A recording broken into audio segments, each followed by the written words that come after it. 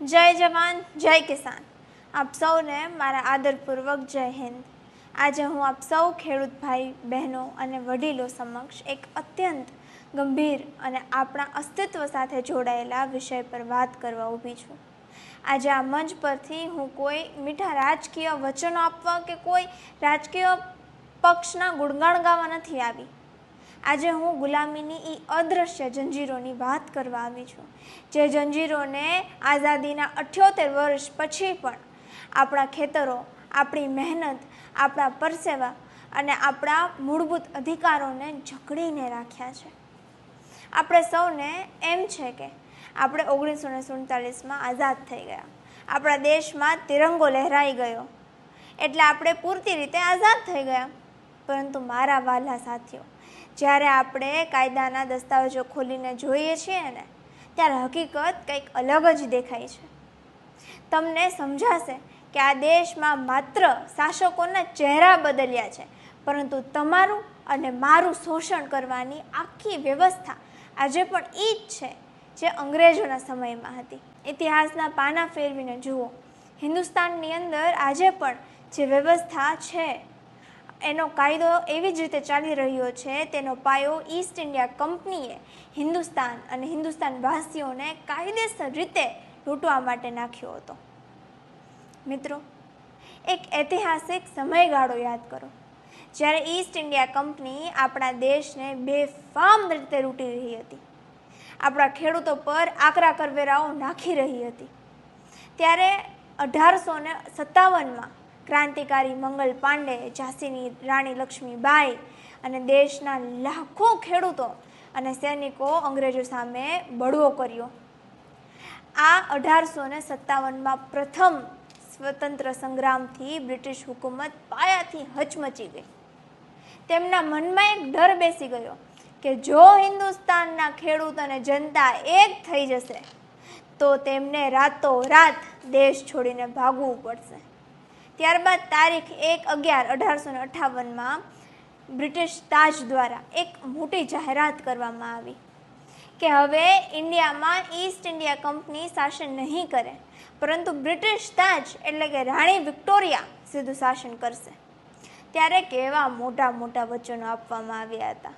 રાણી વિક્ટોરિયાના ઢંઢેરામાં કહેવાયું કે East India company ભારતીયો પર અત્યાચાર કરતી હતી, પણ હવે બ્રિટિશ તાજ હિન્દુસ્તાન પર હુકૂમત કરશે.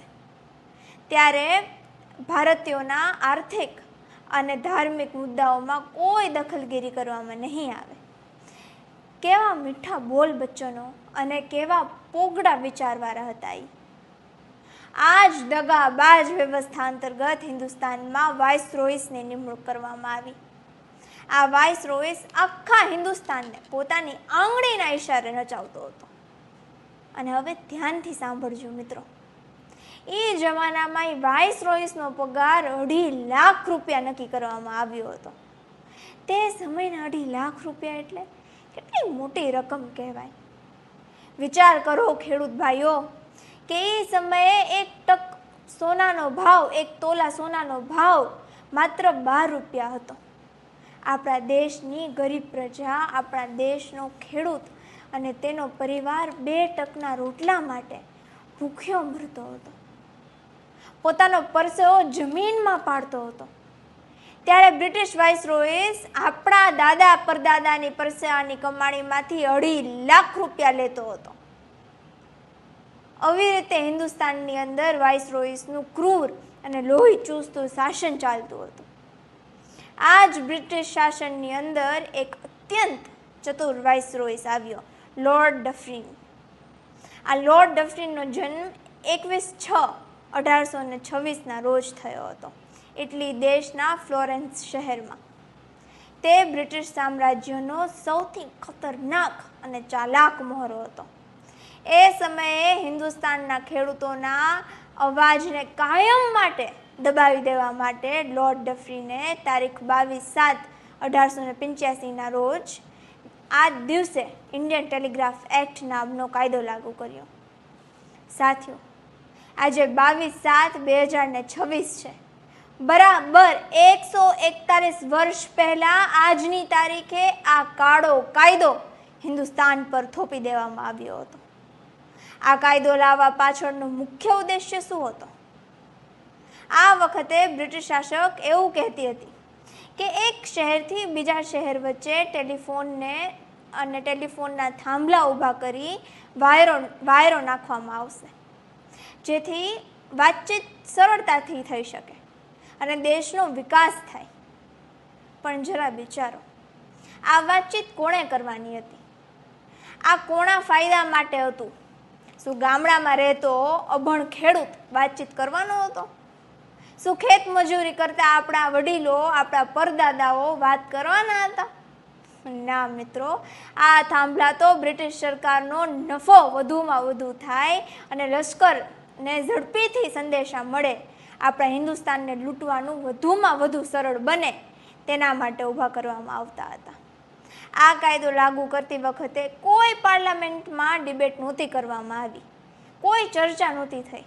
લોર્ડ ડફરીનની કમિટીએ આ કાળો કાયદો નાખી દીધો આપણી ઉપર અને આપણા ખેતરોને બાનમાં લઈ લીધા અને ખેડૂતોને ગુલામ બનાવી દીધા. આ સૌથી ભયાનક છે આ 1885ના ટેલિગ્રાફ એક્ટની પેટા કલમ 10. આ કલમ 10 બ્રિટિશ અમલદારોને એટલો બધો પાવર આપતી હતી કે તેઓ કોઈ પણ ખેડૂતના ખેતરમાં જઈને ખેડૂતની મંજૂરી લીધા વગર થાંભલા ઊભા કરી શકે. એ જમાનામાં આપણા ખેડૂત ભાઈઓનો પાક ખૂબ જ મહત્વનો હતો. આ કાયદા હેઠળ થાંભલા નાખવાથી પાકનો નાશ થાય તો કોઈ વળતર આપવામાં આવતું ન હતું. બ્રિટિશ શાસકોનો ઈરાદો માત્ર એટલો જ હતો કે હિન્દુસ્તાનને વધારેમાં વધારે કેવી રીતે લૂંટી શકાય. દુઃખની વાત એ છે સાથીઓ કે 26/1/1950ના રોજ જ્યારે આપણું સંવિધાન અમલમાં આવ્યું, જ્યારે આપણે સંપૂર્ણ રીતે લોકશાહી બની ગયા, ત્યારે આપણા જ નેતાઓએ આ બ્રિટિશ કાયદામાં થોડાક ઉપર છેલ્લા સુધારા કરીને તેને આપણા ભારતના સંવિધાનમાં સામેલ કરી દીધો. આ કાયદા થકી 22/7/1885થી લઈને 26/1/1950 સુધી અંગ્રેજોને નફો કરાવ્યો અને આજે એ જ કાયદો વર્તમાનમાં કોર્પોરેટ કંપનીઓને નફો કરાવી રહ્યો છે. મારે આ મુદ્દા પર તમને એક ઉદાહરણ આપવું છે. આ તો એના જેવી વાત થઈ કે પાકિસ્તાનની કોઈ છોકરી સાથે કોઈ હિન્દુસ્તાની લગ્ન કરી લે, તેને ભારતમાં લાવવામાં આવે અને પછી તે પાકિસ્તાનની છોકરીને ભારતનું નાગરિકત્વ આપી દેવામાં આવે, તો શું એ પાકિસ્તાનની છોકરી અંદરથી ભારતીય બની શકે? હા, કાગળ અને દસ્તાવેજો પર કદાચને એ ભારતીય નાગરિક બની જાય, પણ શું એના વિચારો, એની પરંપરા, એના રીતિ રિવાજો અને એના લોહી અને એના સંસ્કાર આપણે બદલી શકીએ? બિલકુલ નહીં. આ બરાબર એના જેવી જ વાત થઈ. અંગ્રેજોએ પોતાના ફાયદા અને શોષણ માટે જે કાયદો બનાવ્યો, એ જ કાયદાને ભારતના સંવિધાનમાં સમાવી લેવામાં આવ્યો. નામ ભારતીય છે, પણ એની રગે રગમાં ખેડૂતોને લૂંટવાની બ્રિટિશ માનસિકતા વહે છે. વિચાર કરો મિત્રો, 1885થી લઈને આજ દિન સુધી આ કાયદો માત્ર કોર્પોરેટના ફાયદા માટે જ વપરાય છે. ભારતની આઝાદીના 78 વર્ષ 11 મહિના અને 7 દિવસ પછી પણ આપણે આ જ બ્રિટિશ કાયદાનો ભોગ બની રહ્યા છીએ. આજે વિકાસના નામે કેવી રીતે ખેડૂતોને લૂંટવામાં આવી રહ્યા છે તે જુઓ. 1885માં બ્રિટિશ ખેડૂતોને લૂંટી પોતાનો આર્થિક વિકાસ કરતા હતા અને આજે આ વર્તમાન ભાજપ સરકાર અદાણી અને અંબાણીનો વિકાસ કરવા માટે ખેડૂતોના હક છીનવી રહી છે. ગોદી મીડિયા આખો દિવસ બૂમો પાડે છે કે દેશના વિકાસ માટે હાઈ ટેન્શન લાઇનના થાંભલા ઊભા કરવામાં આવે છે અને તે ખૂબ જ જરૂરી છે. હું આવા ગોદી મીડિયાને આ મંચ પરથી ખુલ્લી ચેતવણી આપવા માંગુ છું. અરે ભાઈ, દેશના સાચા વિકાસ માટે તો મારો ખેડૂત પોતાનો જીવ પણ આપવા તૈયાર છે, પણ આ થાંભલા આ દેશના વિકાસ માટે નથી, આ તમારા માલિકો અદાણી અને અંબાણીના નફા માટે છે. આજે આપણા ખેતરોમાં જે મહાકાય હાઈ ટેન્શન લાઇનના થાંભલા ઊભા થઈ રહ્યા છે, એનાથી આપણી જમીનોનો નાશ થઈ રહ્યો છે. ભાજપ સરકાર છેલ્લા 30 વર્ષથી વિકાસના નામે ખેડૂતોના ખેતરોમાં મોટા મોટા વીજ લાઇનના થાંભલા ઊભા કરી દે છે. આ સરકારને પોલીસ અને એક્ઝિક્યુટિવ ઓફિસરો ભેગા મળીને આજ 141 વર્ષ જૂના ટેલિગ્રાફ એક્ટ, પેટા કલમ 10 અને ઇલેક્ટ્રિસિટી એક્ટનો ડર બતાવીને ખેડૂતોની કિંમતી જમીનો ઉપર જબરદસ્તી લૂંટી લે છે. ભાજપ સરકાર એટલે અદાણી અને અંબાણીની સરકાર અને એમની સમિતિ છે આ, જે ખેડૂતોની જમીનોના ભોગ અને અદાણી અને અંબાણીની તિજોરીઓ ભરે છે. આ સરકારની નબળાઈ અને ડરનો પુરાવો હમણાં જ આપણે જોયો, જ્યારે જેતપરમાં આપણા ખેડૂત ભાઈ બહેનો પોતાની જ જમીન બચાવવા માટે આંદોલન ઉપર બેઠા હતા, ત્યારે આ અદાણી અને અંબાણીની સરકારના સત્તાધીશોને રેલો આવી ગયો હતો. તેમની નિંદર હરામ થઈ ગઈ હતી. ખેડૂતોના સંગઠનની તાકાત એવી હતી કે જે મંત્રીઓ ક્યારેય ખેડૂતોના સવાલ સાંભળવા તૈયાર પણ નહોતા, તેમને રાતોરાત મીડિયામાં કોન્ફરન્સ કરવી પડી, કેટલાય ખુલાસા કરવા પડ્યા. સાથીઓ, તમને યાદ છે ને, હમણાં જ 4 જુલાઈ 2026ના રોજ રાતોરાત ગુજરાત સરકારે નવો પરિપત્ર બહાર પાડ્યો, જે ખેડૂતોને પહેલાં માત્ર 3 લાખ રૂપિયા મળવાના હતા, તેઓને હવે નવા પરિપત્રના હિસાબે હવે 23 લાખ રૂપિયા મળશે. આ શેના પુરાવા છે? આ એના જ પુરાવા છે કે આ સરકાર માત્ર આંદોલન અને લાઠીની જ ભાષા સમજે છે. પણ હું આ મંચ પરથી આ સરકારના બહેરા કાનોમાં સ્પષ્ટ કહેવા માંગુ છું, અમે ખેડૂતો તમારી પાસે કોઈ ખોટી લાગણી કે બીક માંગવા નથી આવ્યા. અમને તમારા આ 23 લાખના ટુકડાઓની કોઈ જ લાલચ નથી. ખેડૂતોને ભીખ નથી જોતી, ખેડૂતોને સંવિધાનમાં પોતાનો અધિકાર જોઈએ છે. ખેડૂતોને તેમની જમીન અને એમની સ્વર્વભૂમિતા જોઈએ છે. જો થોડા ખેડૂતો જેતલપરમાં બેઠા અને સરકાર નાસી પાસ થઈ ગઈ, તો વિચાર કરો કે જે દિવસે પૂરા ગુજરાતના 1 કરોડ ખેડૂતથી વધુ ખેડૂતો એક સાથે ગાંધીનગર જશે, ત્યારે અદાણી અને અંબાણીના એજન્ટો ગુજરાત છોડીને ભાગી જશે. છેલ્લા 30 વર્ષમાં ખેડૂતોના ખેતરોમાં વિકાસના નામે જે થાંભલા ઊભા કર્યા છે, અદાણી અને અંબાણીના નફા માટે, તેના એક રૂપિયાનો હિસાબ આ ગુજરાતની સરકાર પાસેથી લેવામાં આવશે. જ્યારે ખેડૂત પોતાના હક માંગે છે, ત્યારે હકાબા જેવા લોકો મીડિયામાં આવે છે અને ખેડૂતો માટે આંદોલન કરતા યુવાનોને બદનામ કરવાનો પ્રયાસ કરે છે. ગોદી મીડિયા આપણને વિકાસ વિરોધી કહે છે, પણ સત્ય તો એ છે કે દેશનો ખરો વિકાસ ખેડૂત વગર શક્ય જ નથી. આ દેશમાં સમાનતાના નામે કેવો મોટો અન્યાય અને ભેદભાવ થઈ રહ્યો છે તે જરા જુઓ. જ્યારે ગુજરાતના ખેડૂતો આંદોલન કરે છે અને પોતાનો હક માંગે છે, ત્યારે આ સત્તાધીશો પોતાની સત્તાનો ગેરઉપયોગ કરીને ખેડૂતો પર લાઠીચાર્જ કરવા ઈચ્છે છે, તેમને ડરાવે છે. બીજી તરફ જ્યારે ભાજપને પશ્ચિમ બંગાળમાં ચૂંટણી જીતવી હતી, સરકાર બનાવી હતી, ત્યારે આખો દિવસ ગોદી મીડિયામાં હેડલાઇન્સ ચાલતી હતી કે ઘૂસપેટિયા, ઘૂસપેટિયા, ઘૂસણખોર. એટલે શું? ઘૂસપેટીઓ એટલે કે જે એક દેશમાંથી બીજા દેશમાં ગેરકાયદેસર રીતે ઘૂસી જાય.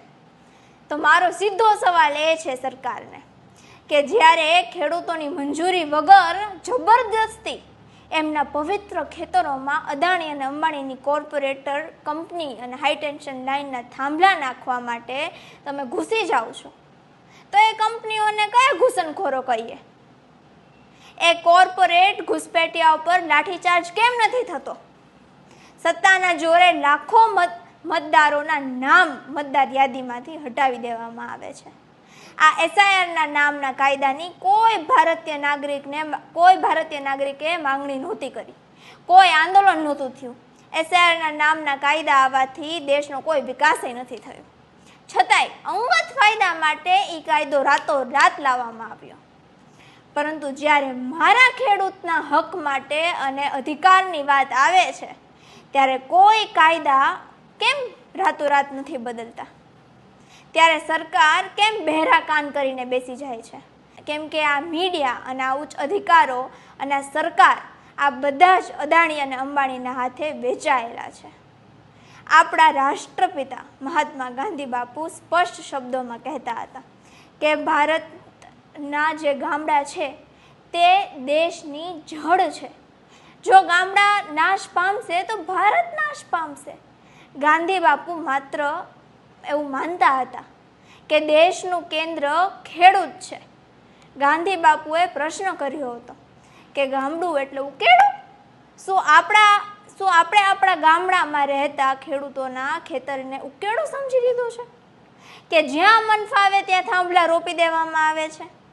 આપણે બાપ દાદાના સમયથી ખેતી કરીએ છીએ અને આપણે બાળપણમાં નિશાળમાં ભણ્યા પણ છીએ કે રે ખેડૂત, તું ખરે જગતનો તાત ગણાયો.